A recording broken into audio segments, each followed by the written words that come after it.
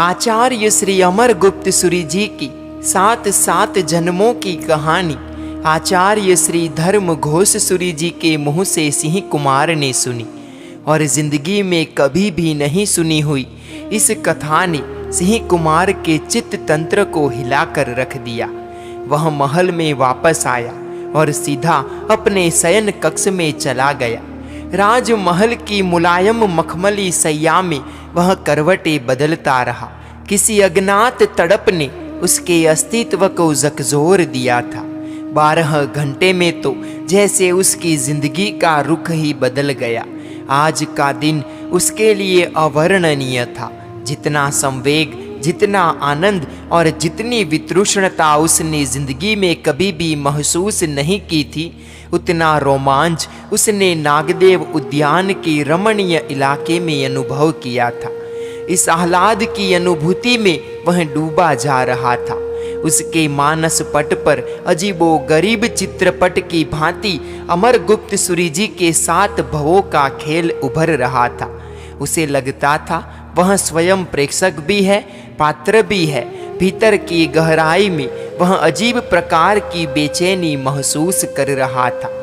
अज्ञात आत्मचिंता उसको अपनी ओर बरबस खींचे जा रही थी।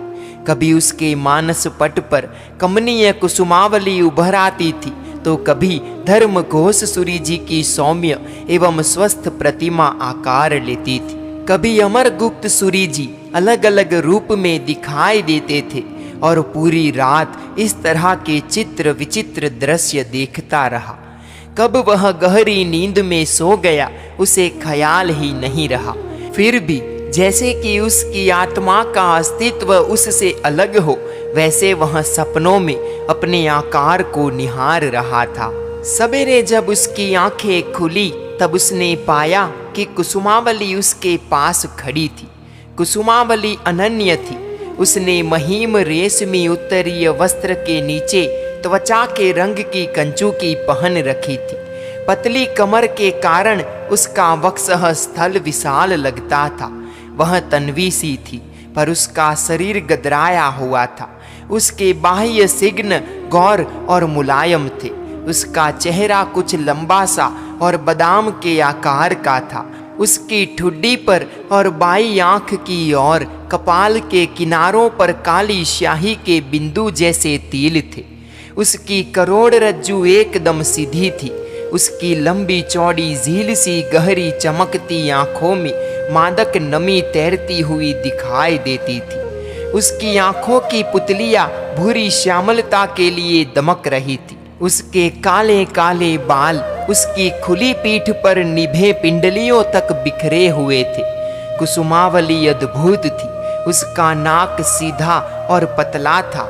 वह जितनी रूपसी थी उतनी ही सरल और पारदर्शी व्यक्तित्व की धनी थी। राजमहलों में हालांकि रूपवती स्त्रियों की कमी नहीं थी, पर कुसुमावली सी नजाकत और ताजगी शायद ही किसी अन्य स्त्री में होगी।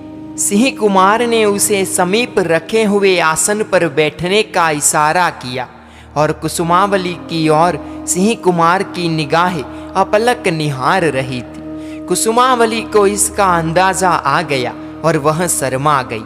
उसने अपनी गर्दन ऊंची करते हुए हल्के से कहा, नाथ, कल आप सारा दिन उद्यान में रहे, शाम को लौटकर सीधे ही अपने शयन खंड में चले गए। न मेरे पास आए न मेरी ओर निगाहें फेर कर देखा। तो क्या आपकी इस अर्धांगना से कुछ गलती हुई है? कुमार खामोश रहा। कुसुमावली की आंखें कुमार के चेहरे पर जमी हुई थी। आखिर कुमार ने खामोशी तोड़ते हुए कहा, कल तो जो संवेग, जो आनंद मैंने महसूस किया है वह बयान करना मेरे लिए असंभव है। गुरुदेव श्री धर्म घोष सूरी जी ने उनके गुरुदेव की 7 जन्मों की कथा व्यथा मुझे सुनाई। उसका असर अभी भी मेरे मनो मस्तिष्क पर छाया हुआ है। सुनते सुनते कभी मैं ग्लानि का अनुभव करता, कभी मेरी छाती में हुक सी उठती, कभी विषाद की बदली तैर आती। वेदना से भरा भरा शून्यावकाश मुझे चारों ओर से घेर रहा था। कुसुमावली कुमार के गौर, सुंदर और ताजगी भरे चेहरे की ओर ताकती ही रही। वह कुमार की बातें एक चित्त होकर सुन रही थी, साथ साथ कुमार की भीतर स्थिति का अंदाजा भी लगा रही थी। आंधी, तूफान और बादलों की गड़गड़ाहट एवं बिजली की तड़हड़ाहट के साथ बारिश टूट गिरने के बाद जो माहौल होता है, वैसा ही कुछ दृश्य उसे कुमार के भीतर दिखाई दे रहा था। एक दिन के केवल 3 प्रहर में कुमार ने 7 जन्मों की व्यथा को पिया था। रात में भी वह सब सुना हुआ ही आपने याद किया होगा, उसी में डूब गए होगे। मैं भी आपको याद नहीं आई स्वामीन? कुसुमावली ने किंचित स्मित के साथ मधुर गुस्सा करते हुए कहा। उसने कभी भी कुमार के दिल को दुखी नहीं किया था। उसने सतत कुमार को खुश रखने का ही प्रयत्न किया था। कुमार के चेहरे पर प्रभात के पुष्पों सा स्मित बिखर आया। उसके चेहरे पर वैसे भी रक्तिमा छाई रहती थी। उसने कुसुमावली से कहा, सच सच कहूँ, यदि मैं तेरे मोहपाश में आबद्ध नहीं होता तो गृहवास छोड़कर आज ही साधु बन गया होता। कल का दिन और कल की रात तीव्र संवेग और तीव्र वैराग्य में बीती। मुझे यह महल, यह राज्य, ये सारे रिश्ते नाते, सभी संबंध स्वप्नवत लगे। संसार की विषमता, भयानकता और कपट लीला से भरपूर व्यवहार जानकर अव्यक्त भय से मैं सिहर उठा। मेरा शरीर पसीने से भीग गया। मेरे स्वामीन, आप स्वस्थ हो जाइए। वह सब दुष्स्वप्न की तरह भूल जाइए और वास्तविकता की ओर देखिए। हालांकि आप बहुत ज्यादा भावुक हैं और फिर हमने राजमहल की दुनिया ही देखी है। सज्जनों के बीच ही हमारे हजारों वर्ष व्यतीत हुए हैं। हमने कभी भी सामान्य आदमियों की जिंदगी में झांका नहीं है। हमने कभी गलत लोगों के कारनामे देखे नहीं है। और आप कल ऐसी कथा सुनाए कि सच देवी, यदि तू भी वह कथा सुने तो तेरा कलेजा कांप उठे। हाँ, आचार्य अमरगुप्त की 7 जन्मों की सरलता, समता और धीरता पर तो दिल लाख लाख धन्यवाद बोल उठे। वैसी कथा है। दुष्ट, कपटी, हिंसक, स्नेही, मित्र और पति पत्नी उन्हें मिलते रहे। 7 जन्मों तक यह खेल चलता रहा, फिर भी वे समत्व में डूबे रहे, सरल रहे और धर्मनिष्ठ रहे। अच्छा, तो अब सूरज काफी ऊपर तक चढ़ आया है। आपको प्राभातिक कार्यों से निपटकर राजसभा में भी जाना है। नहीं, आज मैं राजसभा में नहीं जाऊंगा। आज भी मुझे आचार्य देव के पास ही जाना है। मेरे मन में जो सवालों का दरिया उफन रहा है उसे शांत करना है। ढेर सारे प्रश्न पूछकर समाधान प्राप्त करना है। कुसुमावली पल भर सोचती रही और फिर बोली, यदि आपकी इजाजत हो तो मैं भी आज आपके साथ आऊं। अवश्य, खुशी के साथ चलना। गुरुदेव के प्रत्युत्तर सुनकर तुझे भी आनंद होगा। यदि तू इस चिंता और परेशानी के मारे आ रही है कि मैं तुझे छोड़कर गृहवास का त्याग कर साधु बन जाऊंगा तो मत आना। तेरा त्याग करना मेरे लिए असंभव है। कुसुमावली हंस पड़ी, जैसे कि डालियों पर से फूल झर गए। सिंह कुमार और कुसुमावली नागदेव उद्यान के बाहर रथ पर से नीचे उतर गए। वे पैदल चलते हुए जहां पर आचार्य श्री धर्मघोष सूरी जी विराजमान थे वहां गए। आचार्य श्री अपने दैनिक क्रियाकलापों से मुक्त होकर बैठे थे। कुसुमावली प्रथम बार आचार्य महाराज के दर्शन कर रही थी। आचार्य देव के तेज, प्रताप और प्रभाव से वह अभिभूत सी हो उठी। रूप था, यौवन था, फिर भी संयम और प्रसन्नता से व्यक्तित्व निराला प्रतीत हो रहा था। दोनों ने भावपूर्वक आचार्य देव को वंदना की। आचार्य देव ने धर्म लाभ का आशीर्वाद दिया। दोनों विनयपूर्वक आचार्य श्री के सामने बैठे। कुमार ने दोनों हाथ जोड़कर सिर पर अंजलि रचाते हुए बात का प्रारंभ किया। उसने पूछा, भगवन, कल आपने अपने वैराग्य का कारण बताया। ऐसी सत्य घटना सुनने के पश्चात सरल और भावुक मनुष्य संसार के सुखों के प्रति विरक्त हो जाता है। यह निशंक बात है। आप विरक्त हुए और त्यागी भी हुए। आपके वैराग्य ने आपको त्याग करने के लिए शक्ति दी, प्रेरित किया। परंतु गुरुदेव, क्या वैराग्य के साथ साथ वीरति आती ही है? ऐसा नियम है क्या? कुमार, ऐसा कोई भी नियम नहीं है। वैराग्य तो वीरति की पूर्व भूमिका है। वैरागी त्यागी भी हो सकता है और नहीं भी हो सकता। ऐसा तो नहीं कह सकते ना कि गृह त्याग करने पर ही सच्चा वैराग्य कहा जा सकता है, और गृह त्याग नहीं करे तो वैराग्य सच्चा नहीं होगा। गृहवास में रहने वाला आदमी वैरागी हो सकता है, विरक्त रह सकता है, किंतु सच्चे और झूठे वैराग्य का निर्णय तो आदमी स्वयं ही कर सकता है।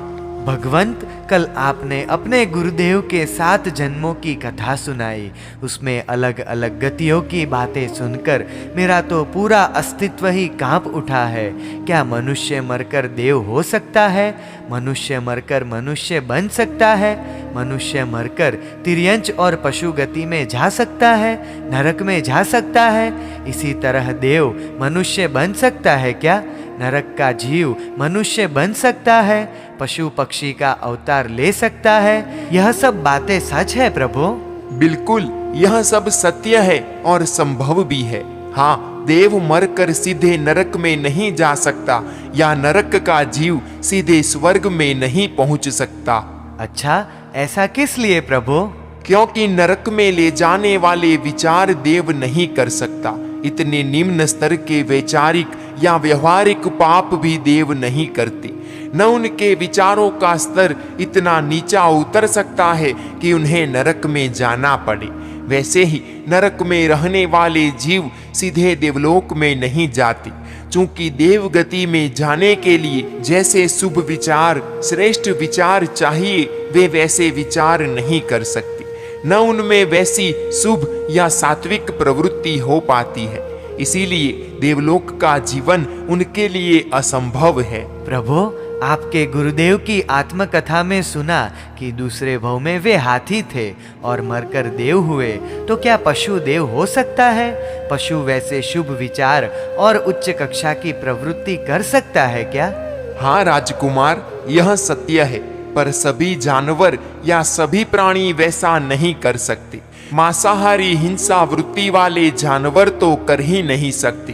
हाथी, घोड़े, हिरन जैसे निरामिष आहारी पशु ही वैसे शुभ विचारों की यात्रा कर सकते हैं, और उनकी मृत्यु की घड़ियों में उनमें ऐसे शुभ विचार पनप भी सकते हैं जो उन्हें देवलोक तक ले जाए। कुमार, पशु पक्षी को सद्गति यानी कि देवगति पाने के लिए पुरुषार्थ या सत्य वृत्ति करने की आवश्यकता नहीं होती, और वे कर भी नहीं सकते। उनकी सद्गति का आधार उनके स्वयं के कर्म ही होते हैं। कुछ एक मलिन कर्मों का सहज नाश हो गया हो, या दुखों को सहने से कर्मों की निर्जरा हो गई हो, कर्म कम हो गए हो, तो वे सद्गति को प्राप्त कर सकते हैं। पर मनुष्य को तो पुरुषार्थ करना ही होता है। पुरुषार्थ के बल पर ही वह सद्गति पा सकता है, मुक्त हो सकता है, निर्वाण को प्राप्त कर सकता है। भगवान, मुक्ति की आवश्यकता क्यों है? सुख प्राप्त करने के लिए। सुख तो हमारे पास ढेर सारे हैं, कभी दुख की छाया भी हमें छू नहीं पाई है। देवी, तुम जिन सुखों की बात कर रही हो वे सुख तो वैषयिक है, और वैषयिक सुख क्षणिक होते हैं, नाशवंत होते हैं। प्रभु, हम तो सुखों के सागर में लाखों वर्षों से डूबे हुए हैं, फिर वे क्षणिक कैसे हो सकते हैं? क्षणिक यानी विनश्वर, एक न एक दिन समाप्त होने वाले करोड़ों वर्षों के बाद भी वे सुख नष्ट हो सकते हैं, यानी कि सुख चले जाते हैं, या सुखों को छोड़कर हमें चले जाना होता है। जबकि मुक्त आत्मा का सुख शाश्वत, सदाकालीन, सर्वदा रहता है, वह तो अनंत होता है। ठीक है प्रभु, वैषयिक सुख नाशवंत है, पर जिंदगी भर तो रहते ही है ना? नहीं, जरूरी नहीं है उन सुखों का टिकना। बने रहने का आधार तो आत्मा के अपने पुण्य कर्म होते हैं। जब तक आत्मा में पुण्य कर्म है तब तक ही सुखों की चांदनी बरसती रहेगी। पुण्य कर्म खत्म हुआ, कम हुआ कि सुख चले जाएंगे, फीके पड़ जाएंगे। तो क्या वह पुण्य कर्म आदमी के पास जीवन पर्यंत नहीं रह सकते? रह सकते हैं और नहीं भी रहते। जिंदगी के दौरान कभी भी वे समाप्त हो सकते हैं और दुखों की आग हमें झुलसाती रहेगी। वे दुख कब तक रहेंगे जीवन में? जब तक उन दुखों को पैदा करने वाला पाप कर्म आत्मा में जमे रहेंगे तब तक वो रहेगा। कुसुमावली मौन हो गई, वह गहरे विचार में डूब गई और सिंह कुमार ने बात का अनुसंधान करते हुए पूछा, गुरुदेव, जिस तरह पाप कर्म के उदय से दुखों को झेलना पड़ता है, वैसे ही पुण्य कर्म के उदय से मिलने वाले सुखों को भी भोगना ही होगा ना? भोगना पड़ भी सकता है और नहीं भी। कुछ एक पुण्य कर्म तो भोगने ही पड़ते हैं, परंतु यदि सभानता और समझदारी के साथ भोगा जाए तो नए पाप कर्मों के बंधन से बचा जा सकता है। सभानता यानी? सभानता यानी अनासक्ति का भाव, आसक्ति एवं लगाव से लिप्त हुए बगैर। क्या यह संभवित है भगवान? वैषयिक सुख अच्छे लगते हैं, प्रिय लगते हैं, वही तो आसक्त है ना? नहीं कुमार, इसे अलग ढंग से समझने की कोशिश करो। शक्कर जैसे मीठी लगती है वैसे सुख भी पसंद तो आएंगे ही, परंतु मुझे ऐसे सुख चाहिए ही चाहिए। सुखों के बगैर मैं जी नहीं सकता, यह है आसक्ति। सुखों की अनुपस्थिति में बिना पानी के तड़पती मछली की भांति यदि तड़पने लगे तो वह है आसक्ति। सिंह कुमार ने कुसुमावली की ओर देखा। कुसुमावली की निगाहें सिंह कुमार से मिली और आंखों ने आसक्ति की बात मान ली, बात स्वीकार ली। कुमार, ऐन्द्रिक सुख विषय कसाय जन्य सुख भोगने जैसे नहीं है। भोगना पड़े तो भी रचपच कर नहीं, बस यही वैराग्य की भूमिका है। प्रभो, विषयों में मन जाता है, इंद्रियां चिपकती है, आसक्त बनती है, क्या इसमें प्रेरक तत्व कर्म नहीं है? है, प्रेरक तत्व कर्म ही है। इसीलिए तो कर्मों को नष्ट करने के लिए तीर्थंकर भगवान धर्म पुरुषार्थ करने का उपदेश देते हैं। धर्म पुरुषार्थ में प्रेरक तत्व कौन सा? धर्म पुरुषार्थ में प्रेरक तत्व है सद्गुरु। तब तो हमें धर्म पुरुषार्थ की प्रेरणा आप ही को देनी होगी। हमने तो आप ही को हमारे गुरु माने हैं प्रभु। तीर्थंकरों की हमें आज्ञा है कि सुपात्र जीवों को धर्म का उपदेश देकर उन्हें धर्म पुरुषार्थ में प्रवृत्त करने के लिए निरंतर प्रेरित करना। हम प्रतिदिन जब तक आप यहाँ विराजेंगे आपके चरणों में आएंगे।